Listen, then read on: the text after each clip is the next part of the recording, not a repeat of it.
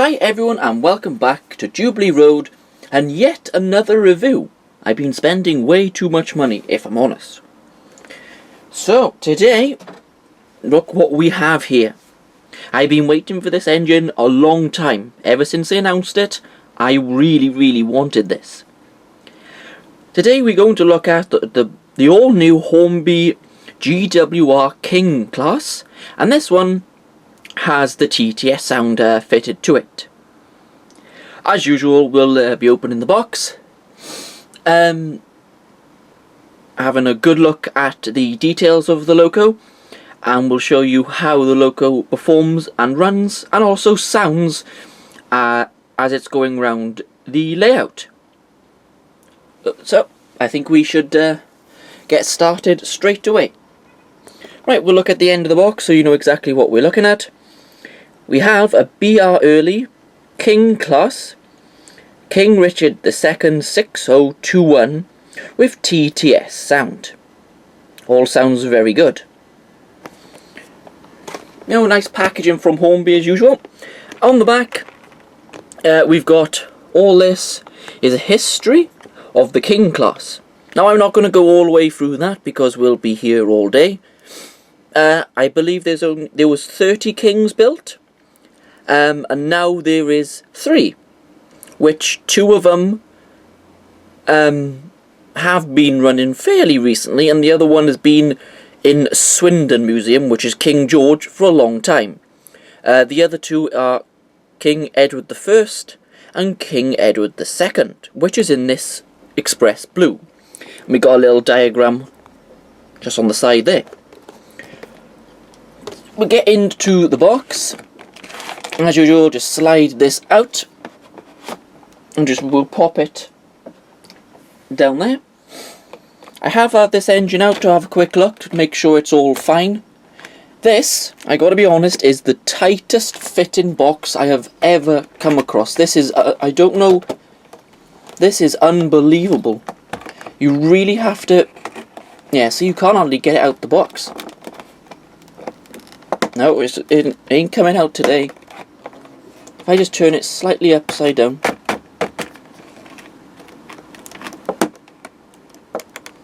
No, it's not having it.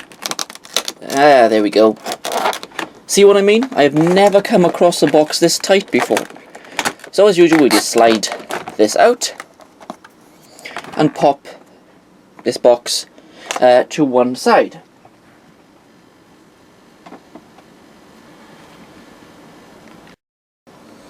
So in the box we have the usual stuff from Hornby, product K, Loco K, sorry. Tells you running hints and all the rest of it. Don't need to go through that, I've told you 100 times before what it is. And also we've got this one, which is the sound decoder manual. If you just open it up, it gives you tons of information. This column here lists the sounds that the Loco has, which this has 17, which is quite a lot. Yeah, that's pretty good. And here they've even given you all the CVs if you want to change the volumes of anything, which is nice. I like that, because sometimes stuff can be a little bit loud maybe. And we also got lighting control. I always thought you couldn't fit lights to these Locos, but it would be very nice to fit some lamps to the front of this. Would be. Right, if we get those out the way, then you just slide this sleeve out, which is also very tight, so be careful when you're unboxing these, when you get them for the first time. Right, there we go. Usual, we got a parts bag. Ooh, it's pretty full as well. So if we look closely in there, we got brakes, we got a NEM coupling, we've got pipe work for underneath the cylinders as well. Well, it looks like we've got some etched numbers, but no etched nameplate. I wonder why, unless they're already etched on the Loco. And we got some vac pipes in there as well. So yeah, that's a really nice detailing pack. Fair play. Really happy with that. Now we get to the main event, don't we? Usual packaging from most manufacturers these days. It's very good, quite, well, easy. Not so sure about this one. And then we just open it up and lift the engine out. My first impressions of this engine, it weighs a lot more than they used to, which is about time if you ask me. So I'm going to pop this thing on the track, just there, and we'll have a nice close look at the details. Well, here's the front of the King class, looking very smart. Let's go through the details. You've got plenty of rivets all along the buffer beam there. We got the realistic coupler, which is just there, and we've got the little slot as well for the vac pipe. There is a NEM socket just underneath there. I probably won't be using it. We got buffers, which are metal and sprung. Quite wasn't expecting that, actually, got to be honest. We got 2 lamp irons, there's one either side. And then we come a bit further up. The smoke box darts are separately fitted. We got another lamp iron just up the top here. And we've got this lovely handrail around there, which you can't see too well because it's actually the same colour as the smoke box, so it doesn't stand out. Which is true to real life. We got the nice number here, 6021. You can see it fine. So the front of this loco is looking very nice indeed. So, now we go to the side of the loco and we'll have a look at it there. Now that we're at the side of the loco, we'll have a look at towards the front end of the loco first. Now, one of the things you always know is if it's a King or not is the front wheel set, which is really unusual, and I'm not 100% sure why Great Western Railway did this. I'm really not quite sure, but Hornby have done a really nice job.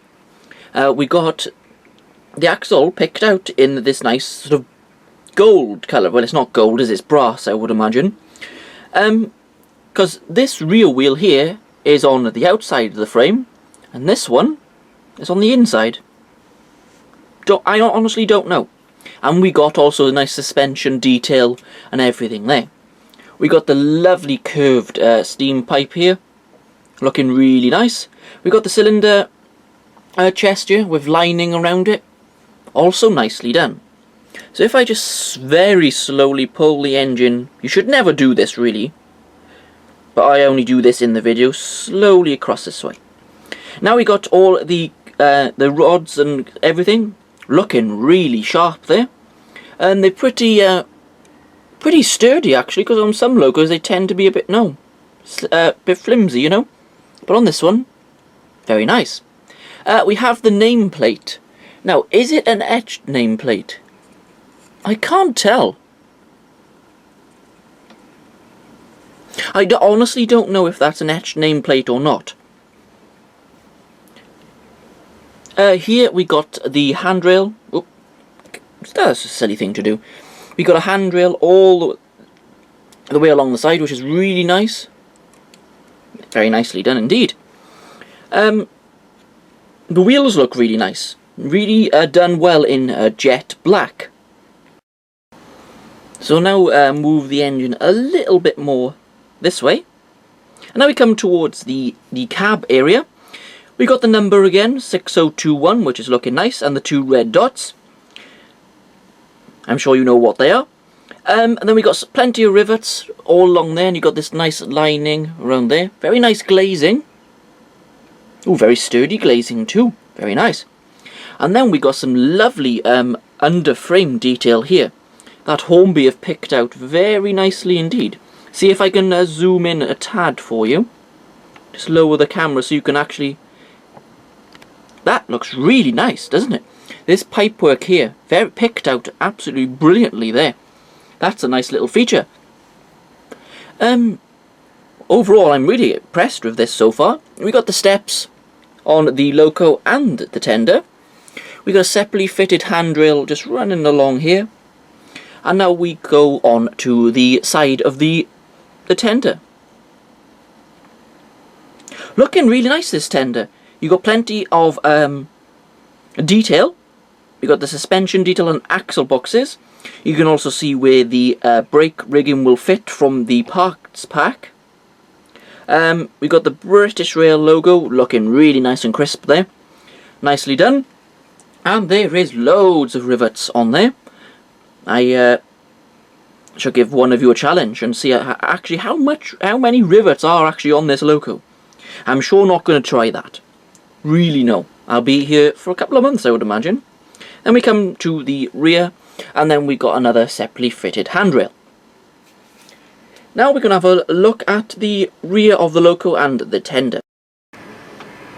So, here is the back of the loco and the tender. We got quite a few nice detailed parts here. We've got handrails at the top and down both sides. And these steps also look like they're separately fitted and not part of the moulding. That's really nice. And the vac pipe has already been fitted on the rear. Now normally you have to fit that yourself, so that's quite nice. It's always nice when they put the detail parts already on. Sprung buffers, metal again at the back. Yes, same as the front. And then we got the nice small NEM coupling there.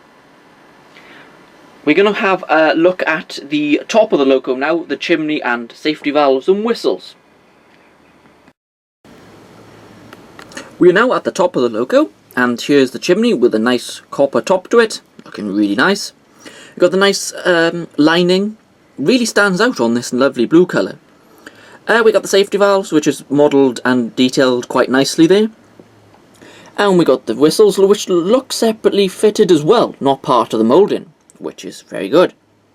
Now we come to the tender. We got some, looks like toolboxes and brake details there.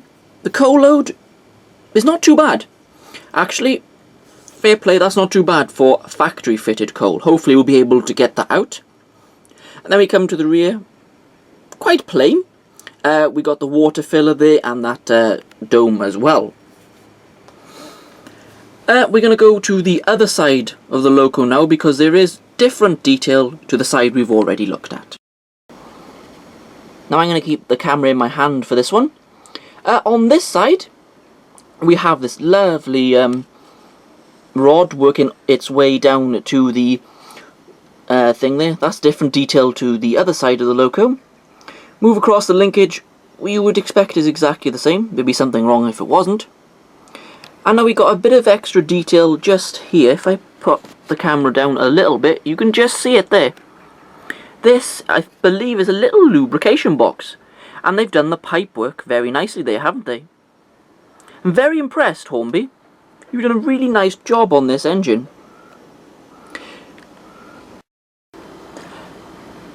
When I've been showing this loco to you, I don't know if any of you have noticed, but you can actually see right the way through underneath the boiler, which is good, because there used to be a one moulded horrible bit of plastic. And also they've picked out the inside of the frames where all the gear is for the loco, picked out in red. Now that's a really nice detail there, Hornby. Really like that. It very stands out on a blue loco, so very nice. The last bit of detail we're going to have a look at is the cab detail. It's a little bit awkward to get to see the cab detail because the stender, I don't even know what that is, tender, is permanently connected to the loco by a screw, and I don't want to go messing with that. So, it's got really great cab detail. You've got all the pipework, you've got the regulator, and yet again a train outside my house wrecks my video. Do they know the times I'm doing my videos? So it's looking very nice indeed. You've also got a driver and fireman seat. I just lift the camera up there, and you've got the reverser and all the different pipeworks. So I got to hand it to you, Hornby, that is a fantastic detailed cab. Well, that's it for the detail. I'm very impressed. So, let's go and get this thing on the track and see how it runs. I've got the engine now on one of the main running tracks. Putting this engine on the track is a little bit more of a pain than a normal loco because of the front wheel set. Because you can't actually see whether that front wheel here is actually on properly. So you have to sort of jiggle it back and forth to make sure it is before you set off. Normally I go through each and every sound with you, see what they like. I'm not going to do that anymore with these TTS sound locos. I will go through the whistles it has, and that is it. Because I have noticed the steam locos in TTS sound are generic sound locos. The only thing that's different between this loco and the LNER P2 that I have is the whistles. Everything else is virtually the same. I can't tell, there is no difference. So I'll just show you the whistles and, well, that's it. So we have number 1, which turns the sound on and off. I won't do that yet, so we can hear the whistles properly. So this is whistle 1. A short burst there. Sounding quite realistic, I think. Not too bad there. So now we go to F3, which is another whistle. Which is also really nice. But if you want that whistle a bit longer, I found this out. If you press 3 and then press it again, it'll do it twice. Sort of, it sounds better. I'll show you now.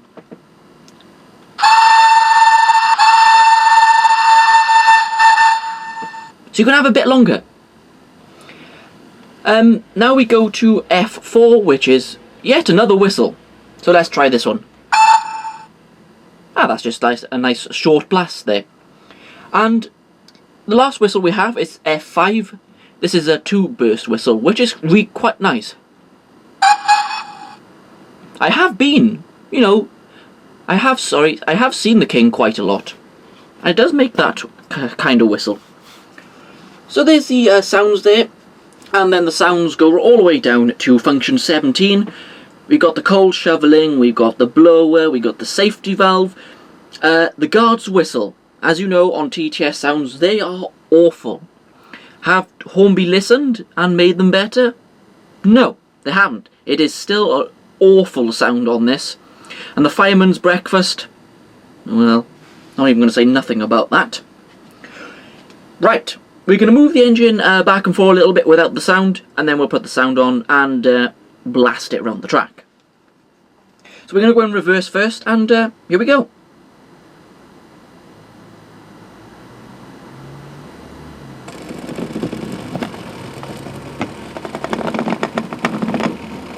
The running of this engine is very... I can't explain it. There is nothing wrong with the motor. The motor is as smooth as you could possibly get.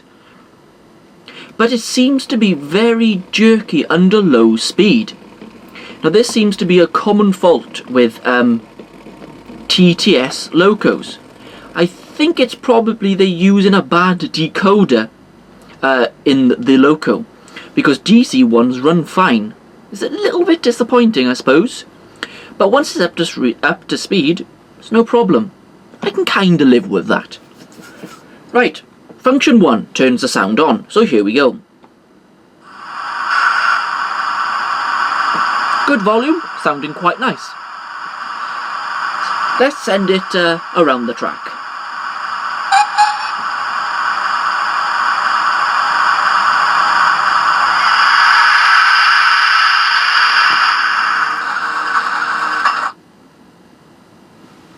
Well, it completely stopped there, didn't it? Not quite sure why, but we'll have another go. Start it up again, and we'll set off again. Ah, there we go.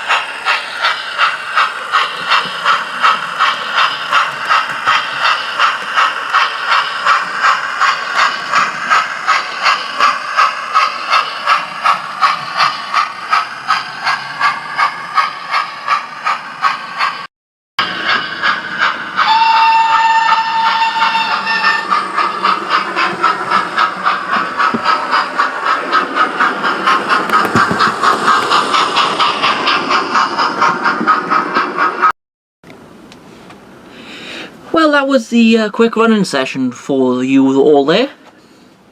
It seems to run very well. It is a little bit rough at slow running, which seems to be a common fault with the TTS sound steam locos.